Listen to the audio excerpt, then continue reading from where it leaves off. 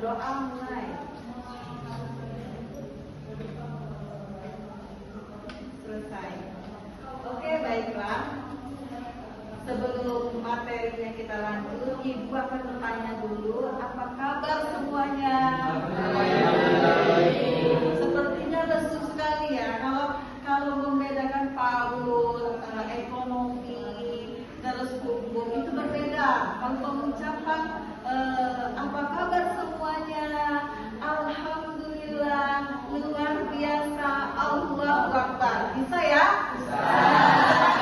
Semangat sedikit, karena yang kita ajarin ini adalah materi PAUD, bukan ekonomi, bukan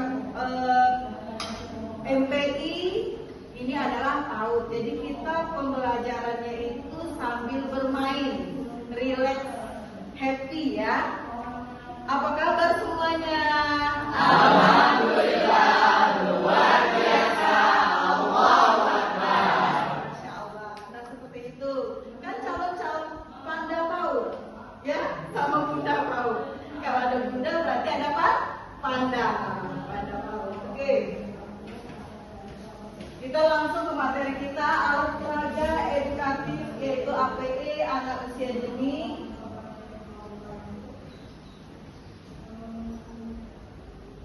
Apa itu APE? APE itu alat permainan edukatif atau alat peraga edukatif adalah sarana atau peralatan bermain yang dirancang khusus untuk anak usia dini. Fungsi utamanya adalah untuk mengoptimalkan seluruh aspek tumbuh kembang anak meliputi fisik, motorik, kognitif, bahasa, sosial, emosional, serta nilai agama dan moral melalui metode belajar yang menyenangkan. Nah, kita bahas satu-satu dulu. Untuk fisik berarti anggota tubuh kita. Seperti apa? Pembelajaran APE, alat permainan yang fisik motorik itu seperti ayunan, jungkit-jungkit tahu? Terus jaring-jaring laba-laba tahu? Nah itu menggunakan fisik motorik ya. Anak itu berlari, terus manjat-manjat, itu fisik motorik. Sedangkan kognitif lagi. Kalau kognitif alat permainan edukatifnya seperti apa? Yaitu puzzle. Tahu puzzle? Nah, itu seperti itu. Congkak yang menggunakan pemikiran. Kognitif itu yang menggunakan pemikiran. Anak itu belajar untuk berpikir, terus memecahkan masalahnya dengan ide-idenya, terus dia harus kreatif itu dengan kognitif. Serta bahasa. Bahasa ini seperti apa alat permainannya? Kan kalau lihat, siapa yang punya adik di rumah? Adik kecil, perempuan, suka ngomong sendiri nggak? Ya. Nah, suka aja pakai misalnya apa yang dicontohkan ibu, pasti dia mencontoh seperti itu. Misalnya tas dibawa, sepertinya dia ke pasar, terus dia pakai sepatu. Itu kan bahasa, melatih bahasa. Kalau sosial emosional, seperti apa alat permainannya?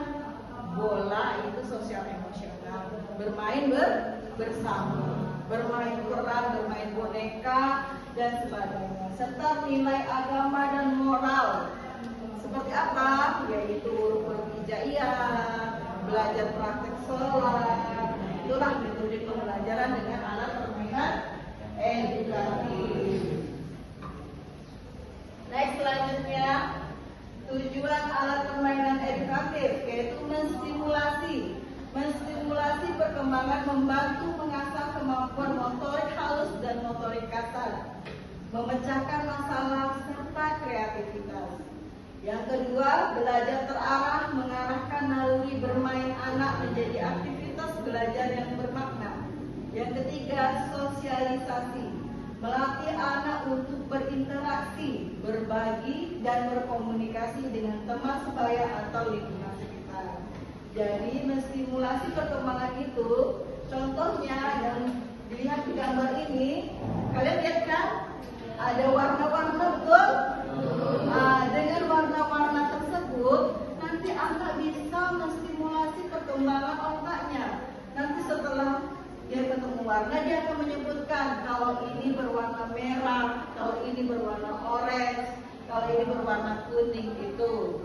Ya, sedangkan belajar terarah dengan pembelajaran warna-warna seperti ini, ada yang dengan huruf kapital, ada huruf vokal, atau dengan simbola, atau dengan musik, anak pun jadi terarah. Sosialisasi, dengan adanya alat permainan edukatif, anak bisa bermain bersama teman sambil bersosialisasi, tidak introvert. Di sini ada yang introvert? Kalau ada, silakan pindah jurusan ke PAUD, ya, supaya introvertnya hilang. Terus APE dalam ruangan. APE dalam ruangan itu seperti apa?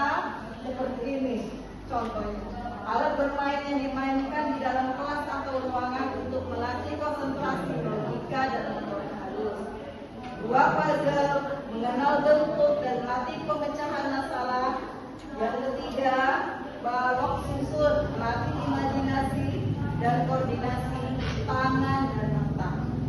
Yang keempat, paidok atau lilin mainan, melatih kekuatan otot jari. Ada yang tahu keempat ini?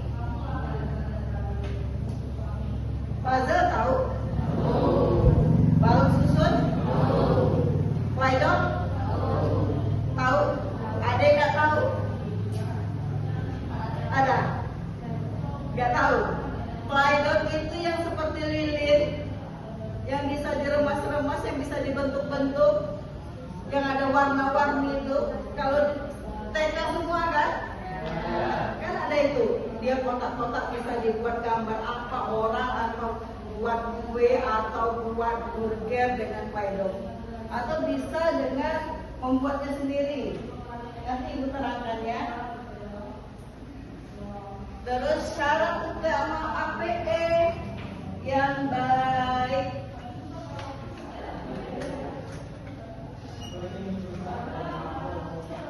Syarat utama APE yang baik. Menurut pedoman dari PAUDpedia, Kementerian Pendidikan dan Kebudayaan, APE harus standar berikut agar aman digunakan. 1. Aman, tidak memiliki sudut yang tajam, tidak beracun atau non-toksik, dan terbuat dari bahan yang tidak mudah membahayakan anak.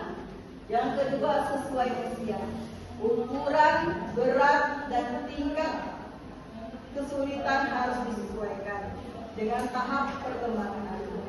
Yang ketiga, multiguna, dapat dimainkan dengan berbagai cara untuk memicu kreativitas dan imajinasi. Akuarium, ya. Nah, alat yang digunakan adalah botol aqua, terus air dikasih warna berwarna biru, ditempel ikan-ikannya. Seperti akuarium bukan? Inilah APE dari bahan bekas. Banyak lagi. Ini juga dari bahan bekas, ditempel. Bisa. Jadi di rumah jika punya adik bisa membuat APE. Karena kalau di PAUD itu pembelajaran harus pakai media. Kalau tidak pakai media, siswanya tidak akan mengerti. Paham? Sekarang ada yang bertanya, absen berjalan? Mana absennya? Sudah dicatat belum? Belum? Absen tolong dicatat. Ada yang mau dipertanyakan? Silakan. Silakan bertanya. Apa sudah mengerti atau belum mengerti sama sekali? Ada yang bertanya? Silakan bertanya. Bertanya tentang anak-anak boleh. Bertanya tentang APE boleh. Silakan bertanya. Kita buka sesi pertanyaan luas saja.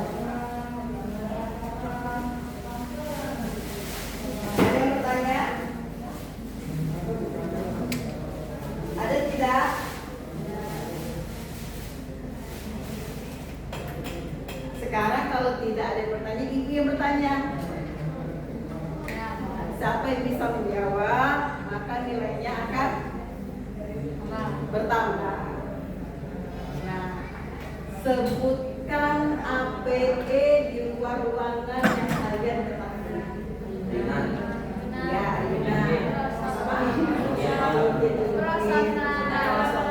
terus dari laba-laba. Apa lagi selain itu?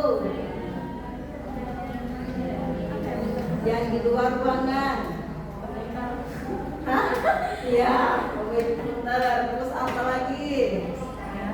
Yang di luar ruangan doang. Ayo. Iya, ini sudah. Apa lagi? Ya, apa lagi? Hah?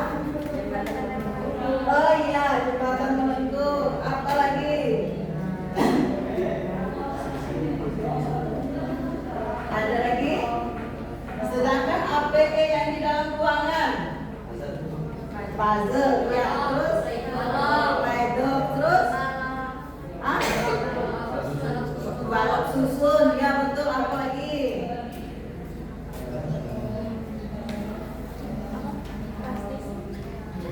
Apa? Mobil-mobilan. Apa? Boneka. Apalagi yang di dalam ruangan? Apa itu lagi? Siapa yang tahu? Sempoa. Ya. Apa lagi? Ini kan banyak yang cewek ini ya. Nanti kodrat kita kan nanti sebagai ibu. Nanti kita punya anak. Nah, alangkah sebaiknya anak tersebut kita bisa mendeteksi kecerdasan anak dimulai dari usia 3 tahun ke atas. Namanya itu multiple intelligence. Jadi kita akan paham anak itu perkembangannya ke arah mana. Jangan salah, kita punya anak nih ya.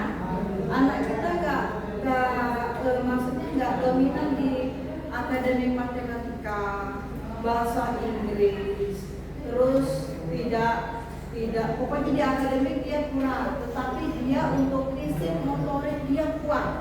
Misalnya dia anak yang kuat itu dia hobinya atletik, dia hobinya taekwondo, dia hobinya karate. Berarti bakat anak itu di fisik motorik. Jangan dipaksa untuk akademik. Kembangkan dia di fisik motorik. Karena apa? Kalau kita memaksakan, itulah namanya keberhasilan itu dilihat bukan nilainya saja. Kalau di luar negeri itu ya, yang dikategorikan anak cerdas itu bukan nilainya yang tinggi, tetapi dia mempunyai keahlian.